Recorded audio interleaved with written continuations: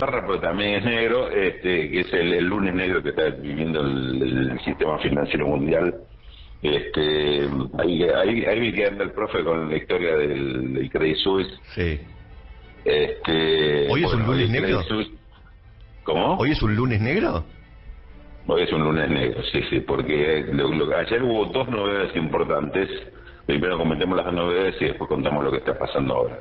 Una fue la venta del Credit Suisse al UBS, el otro gran banco suizo, por 3.200 millones de dólares, o sea, 3.000 millones de francos, que son equivalentes a 3.200 millones de dólares. Es decir que el primer banco absorbe al segundo para evitar una crisis y el desmoronamiento del Credit Suisse. Ahora lo que se cuenta que pasó fue que durante el fin de semana el gobierno de Suiza y el Banco Central de Suiza, que ya había intervenido para tratar de rescatar o por lo menos tratar de generar cierta confianza, porque el volumen del desastre es monstruoso, no lo había logrado. Entonces más o menos combinó al UBS, es decir, o lo compran ustedes o lo intervenimos y lo liquidamos, y que si bánquense las consecuencias a todos los demás.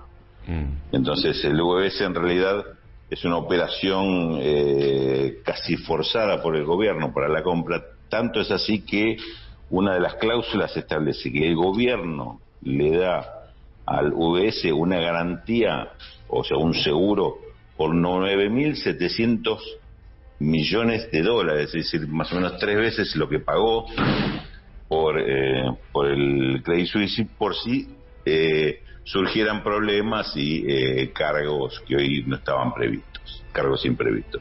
O sea, le da una garantía de 3 veces lo que pagó por el banco. Claro. Lo cual ya es medio un disparate. Pero después vemos cómo impacta esto. Porque por otro lado, la otra novedad importante es que hubo un acuerdo y un comunicado conjunto de 6 grandes bancos centrales mundiales, que son la Reserva Federal de Estados Unidos, el Banco Central Europeo y los bancos centrales de Suiza, Canadá, Inglaterra y Japón. Fíjense, del tamaño de lo que estamos hablando, de los actores económicos, sacan un comunicado conjunto donde dicen que generan un sistema de compensación entre ellos para diariamente cualquiera que necesite va a tener ¿vieron como los swap que tenemos nosotros con China? Que son te ponen plata, te prestan plata pero en garantía, está la plata a disposición, la podés usar para determinadas cuestiones, nada más, pero la plata está a disposición. Si no la usas mejor, pero ahí está una garantía. Bueno, en este caso, entre estos 6 bancos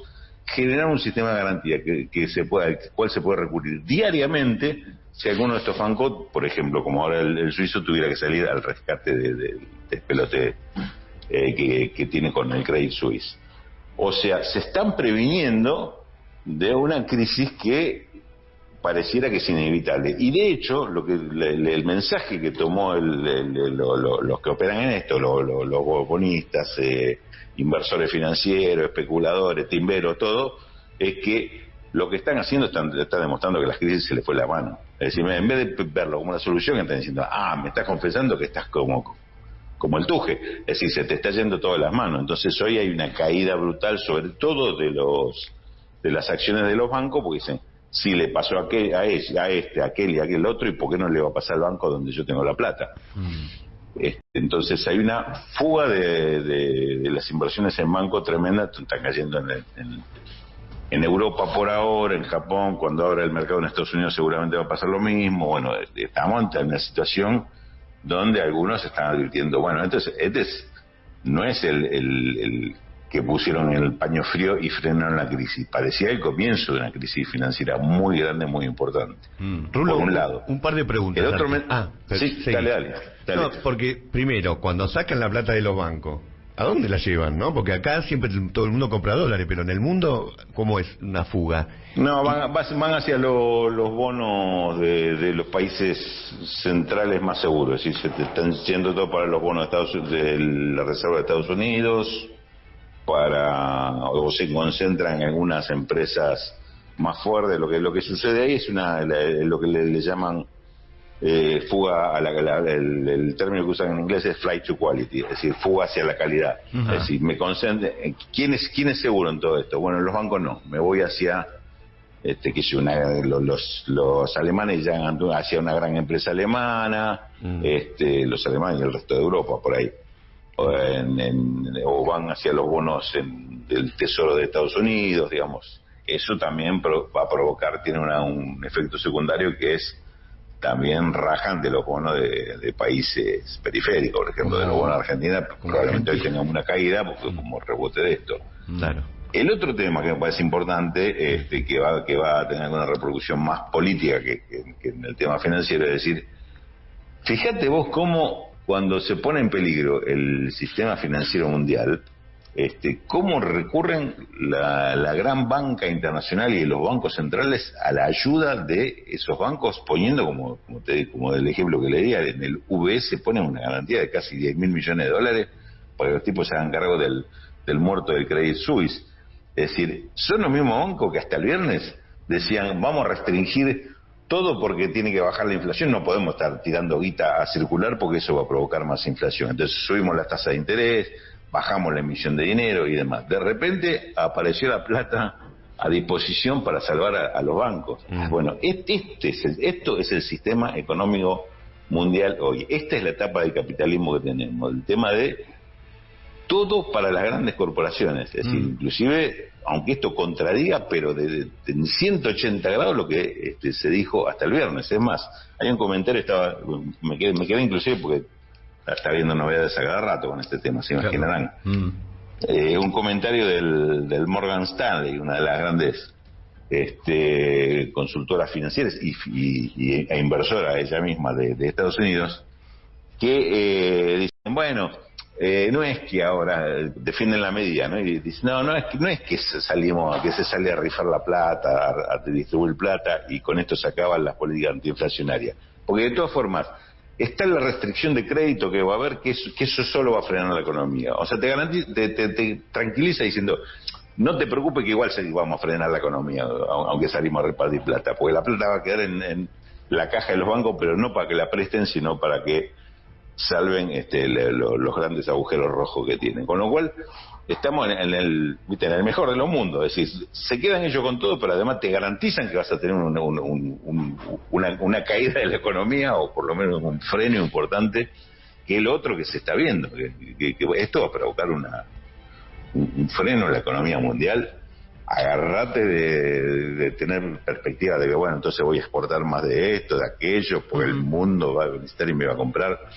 Me parece que en eso también, ahí es donde la perspectiva no es la de un lunes negro, sino una época bastante prolongada negra en cuanto al riesgo de recesión mundial que viene detrás de esto. Claro, porque la pregunta obvia detrás de todo esto, Rulo, es qué podemos esperar nosotros acá, ¿no? Donde un empujoncito, el más mínimo empujoncito en una economía tan frágil como la que estamos teniendo, ¿no? Es inevitable pensar, bueno, ¿y ahora qué se nos viene a nosotros en Argentina? Mira, Edu, si la fragilidad que todos conocemos, que tenemos en la economía argentina, le agregas un análisis un poquito más fino de nuestra posición en el mercado internacional, te diría que la fragilidad es mucho mayor. Porque somos un país fuertemente endeudado, eso lo sabemos, sí. Y además un país que tiene hoy muy pocas barreras, muy pocos controles para decir cómo hago para que la crisis internacional no me pegue. Acá entra todo, digamos, y porque aparte tenés una economía también muy ganada por la especulación financiera, tenés grandes fondos de inversión que están apostando y invirtiendo en Argentina con el tema del dólar, la inflación, las tasas de interés. Para ellos esto es un paraíso de ganar guita fácil acá. Entonces todo eso también se va a mover y vamos a tener consecuencias quizás de las peores, porque somos los candidatos a poner la cuota principal para pagar la crisis esta. Les doy un ejemplo. ¿Quién es el país que está mejor parado relativamente, digamos, respecto a cómo podría estar hace 2 o 3 años y hoy frente a la crisis? Y seguramente Rusia, porque con todas los bloqueos y todas las medidas que le hicieron de sanción por lo de Ucrania, a Rusia la aislaron del sistema financiero internacional. Le hicieron un Entonces, favor. hoy eso le viene bárbaro. Le viene bárbaro. Ya salió uno de los voceros del gobierno el sábado a decir eso. Nosotros estamos tranquilos porque ustedes mismos nos protegieron. Ustedes mismos nos dejaron al margen de todo esto. Qué bien que nos vendría que nos aíslen del sistema financiero internacional a nosotros. Obviamente, es así. Bueno, la metáfora es esa, es decir, cuanto más te aíslan del sistema, hoy deberías agradecerlo porque no te da nada. Hoy, pensemos Argentina, el análisis que cualquiera de los especialistas hace, y en estos días te escucha y dice, bueno, es un país que hoy no tiene crédito internacional. No tener crédito internacional, ¿y cuál es la ventaja? Entonces estar pegado a un sistema que lo único que te hace castigarte y hacerte pasar el costo cuando hay este plato roto. Pues no es cierto. Argentina no tiene forma de crédito internacional, un poco esto se analiza a propósito de la sequía y las consecuencias que puede tener para Argentina la sequía este año por la caída en las exportaciones. ¿Y cómo sustituimos esto si no tenemos crédito? No vamos a tener dólares por exportaciones, perdemos, algunos dicen 15.000, otros dicen 20.000 millones de dólares por exportaciones. ¿Vamos a exportar otra cosa en lugar de eso? No llegás, no hay qué. Bueno, pedí prestado, no tengo, no me prestan, porque debo mucha plata, le debo al fondo, le debo a los bonistas que ya le pateé la deuda para adelante, no me prestan. Estás en un problema, ¿sabes que estás en un problema? Bueno, encima tenés una crisis que te puede llegar a rebotar por otras cosas. A lo que me debes, además, te va a salir más caro, te van a decir ahora. Con lo cual, digamos, me parece que es una noticia que no es menor para Argentina, pero también lo que lleva es a cuestionarse o a rediscutir las políticas que ha seguido Argentina en materia de política internacional y sobre todo política económica y financiera internacional. Claro. Ahora, Rulo, ¿cuánto se puede rediscutir dentro de un acuerdo ya firmado y con pautas tan rígidas? ¿Qué cintura le ves al gobierno de con este nuevo escenario, decirle al fondo, che, muchachos, miren, el panorama cambió, ¿existe alguna posibilidad de eso o no nos queda más que jugar con esta que tenemos? Mira, en la entrevista que hice el fin de semana para Página 12, que todos leímos, y me imagino se habrán enterado, por lo menos, no sé si la leyeron, pero por lo menos se enteró que hice. Quien fue el negociador de este acuerdo, Martín Guzmán, me destacaba, hay un punto 11 en el acuerdo que dice explícitamente que las revisiones trimestrales no son solamente para ver si cumpliste con las metas anteriores y que te desembolsen la guita, sino que son para revisar las condiciones internacionales y decir si hay que hacer alguna, lo que le llama, le gusta mucho esa la palabra, recalibración de las metas del programa. ¿Por qué? Porque sobre todo en el momento que se firmó esto, primer trimestre del 2022, ya se preveía que tenías un contexto de incertidumbre muy grande. No sabemos ni para dónde va el mundo, ni qué va a pasar con este tema, con el otro, y qué sé yo. Máxime que en el medio dice, antes de firmar, se desata justo en ese momento se desata lo de Ucrania. Claro. Que febrero del 2022. El acuerdo se cerró el acuerdo en enero y se firmó en marzo del 2022. En el medio pasó lo de Ucrania, que si bien en el primer momento muchos decían va a ser una guerra corta, porque digamos es una guerra de posiciones, Rusia avanza, qué sé yo, y vamos a tener que sentarnos a negociar, y bueno, veremos qué se llevan los rusos y se acaba esto. Ucrania no puede soportar mucho esto. Bueno, terminó siendo una guerra prolongadísima que todavía no sabemos cuánto más va a durar. Y esto va afectando al mundo. Bueno, en ese momento, ante esa perspectiva, se dijo, bueno, pongamos una cláusula donde se dice cualquier evento internacional que cambie las condiciones, y me mostraba que inclusive dice, incluso eventos climáticos, o sea que es como si la sequía ya hubiera estado prevista. Dice, pues cambian las condiciones, obviamente que hay que revisar las pautas del acuerdo. Dice, en realidad está abierta una ventana para la renegociación del acuerdo. Y yo agregaría, ya no lo pongo en boca de él, Sí, y tenés que tener una fuerza política, una voluntad política para hacer ese cambio, para avanzar en ese cambio. Porque hoy lo que está pasando es que Argentina no está en ninguna condición, esto es claro, yo creo que en ese momento también estaba claro, pero ahora mucho más claro, no está en condiciones de cumplir nada de ese acuerdo. Entonces se debería parar firme y decir, no muchachos, este acuerdo así no lo puedo seguir cumpliendo y no lo voy a cumplir porque es un costo muy grande internamente para mi país. Tengo otros problemas sociales muy graves que todo cumplir este acuerdo me los va a recontra agravar. Entonces nos sentamos a discutir y si no, este acuerdo que lo meto en el freezer porque no lo voy a poder respetar.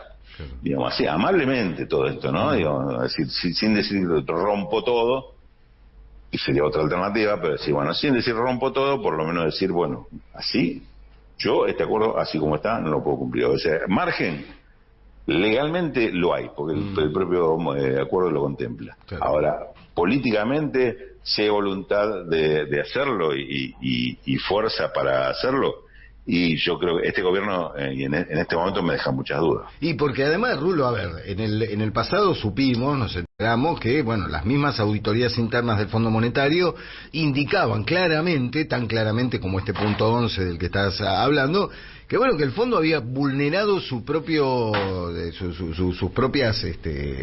reglamentaciones internas para dar los préstamos que le dio a Mauricio Macri.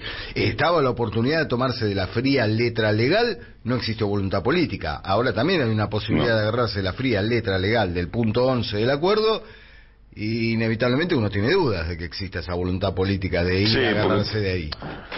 Porque Argentina está en el peor lugar con respecto a eso en cuanto a las decisiones políticas que está tomando. Ustedes saben que los acuerdos con el fondo generalmente son acuerdos de cuando hablan de condicionalidades, es que se te meten dentro de tus políticas públicas y te las definen y te restringen y te achican el margen para cumplirlas. Esto es el acuerdo tradicional del fondo. Ahora, ¿qué pasa con los países? O lo cumplen o no lo cumplen, o lo cumplen a medias y ven cómo van zafando. Salvo que haya países que sean muy fanáticos del cumplimiento y quieren ser el mejor alumno del aula, cumpliendo en exceso con esas normas. Acá pasó con el gobierno de Menem en un sentido, así no con un acuerdo con el fondo, porque no lo tenía, sino con los acuerdos que buscaba con la banca internacional, y está pasando con este gobierno. Este gobierno sobrecumple las exigencias que le aplica el fondo, es decir, como que queremos ser los mejores alumnos. Claro. Y esto está teniendo un costo terrible. Recordemos que a Guzmán se lo criticó y bueno, era un terreno para asumir que cierta crítica era cierta con el tema de la prudencia fiscal y los recortes y demás, lo que él nunca aceptaba que fueran ajustes. Después vino Massa y metió recontra justo, digamos, lo que se achicó el gasto público entre el fin de la gestión de Guzmán y el segundo semestre del año pasado y lo que va de es tremendo. Los números son pavorosos en cuanto a los recortes que está viendo. ¿Para qué? Para cumplir con el fondo. Fíjense que la única cláusula que se fue a negociar y se pidió algún tipo de oxígeno al fondo fue el tema de la acumulación de reservas internacionales. Sí, más bien que no vamos a poder acumular reservas internacionales porque no había forma, pero lo que es ajuste interno no se movió nada, no se pidió mover una coma. O sea, estamos dispuestos a hacerle los recortes fiscales que haya que hacer para cumplir con el fondo. Bueno, ahí tenés una señal política preocupante, porque eso va a significar un sacrificio muy fuerte en estas condiciones para la economía local. Claro. Recién hablábamos con Valentina de la reunión del Consejo de Salario de mañana y de cuánto margen de maniobra podés tener para elevar el salario mínimo, que ya está en unos niveles que no alcanzan absolutamente para nada. Tenés una marcha de la inflación galopante que prevé que marzo va a pintar peor que febrero, y bueno, ¿cuánto margen tenés si mover el salario mínimo vital y móvil te jode el equilibrio fiscal, que es la regla de oro del Fondo Monetario?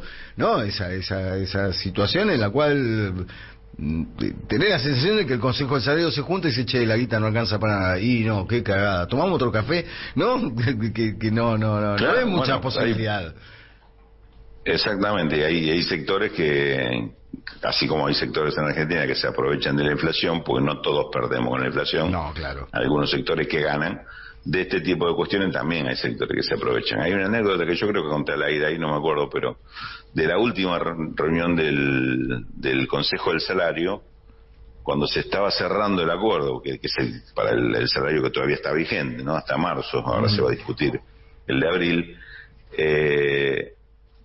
el último paso dijeron, bueno, redondeamos en 70.000 pesos el salario para marzo del 2023, y saltó Funes de Rioja y dijo, no, mucho.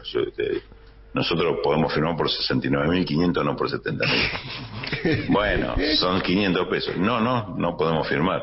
Y se puso firme para pelear 500 mangos, no para pelear, para decir que él no iba a firmar. Dice, bueno, si es así, solo entre ustedes, nosotros no vamos a acordar. Le asustaba la cifra redonda, el 7, ¿no? Sí, pero el tipo es la demostración de fuerza, ¿viste? Claro. Que se firmó 69.500. Claro. Es porque es la demostración de fuerza. Fíjate como en la última, ¿viste? Porque el tipo se come ahí alguna chicana de los sectores sindicales, qué sé yo, el tipo se la guarda hasta el final, y en la última dice, te crees piola porque me estás chicañando a mí. Yo te voy a mostrar quién es el que tiene acá la espada más fuerte, para no decir una grosería. Y te juega con los 500 mangos para decir, y no te lo voy a dar, no te los doy. 69.500 y se firmó, y fíjense ustedes cuánto está hoy el salario mínimo. Me haces acordar... 69.500. Me haces acordar ese tango del tipo que le negó el aumento al obrero y se fue a gastar toda la guita. ¿Cómo? Aquaforte. Sí. Después lo ponemos esa. Pero, ¿qué es? ¿Para qué hacen eso? ¿Una demostración de fuerza? ¿Una demostración de autoridad? Totalmente, para levantarse la mesa diciendo, ¿vieron quién es el poderoso acá? Claro. Ustedes jodan, digan pelotudeces durante toda la reunión, me chicanean. Antes de levantarnos te demuestro quién es el que tiene el poder acá. Te peleo y te hago cambiar la cláusula, pues te saco 500 mangos. Digo, bueno, esto va a ser lo que decía recién Edu, lo que se va a charlar entre café y café. Claro. Comentarismo de la realidad, sí. Otra vez, ¿no? Claro, comentarismo, pero al momento de definir, te niegan lo que a ellos les costaría muy poco dar. Me costaría muy poco, pero yo no te voy a demostrar que en medio de una inflación del 102% anual te voy a dar un aumento del 110%. Digo 120%, porque queda muy atrasado. No, ¿para qué? ¿Para qué? ¿Para que algunos se envalentone y se cree que el poder está en disputa? No. Se te están cayendo las cosas, Rulo. Sí, porque yo juego con la mano y estoy revoleando los anteojos y Mr. Magoo. Rulo, en plan rinconcito de los jubilados, rinconcito del Consejo Económico, tengo acá una oyente que, un poco alarmada por esta situación, este panorama internacional, dice, vendí una propiedad y tengo los dólares en caja de ahorro, ¿qué hago? ¿No? Porque en un país donde te encajaron un corralito... No, Rulo, ¿cómo traerlos? Nosotros nos vendría bárbaro vender una propiedad y tener unos dólares, pero digo, debe estar alarmada en un país donde te encajaron, te incautaron los ahorros en la historia reciente 2 veces, no una vez, debe estar un poquitito preocupada, ¿no? Y sí, lógicamente, yo no veo riesgo, por lo menos inmediato, de una cosa así, de un corralito, o pero de incautar los dólares ni en el corto, ni en el medio, ni en el largo plazo, pero que se lo congelen y no los pueda sacar, también, no veo una posibilidad inmediata de eso. Yo lo que no hay que generar ese tipo de pánico, ni tampoco le recomendaría que se lo lleve a la casa, porque la cosa no está para arriesgarse. No se ve ese panorama. Rulo.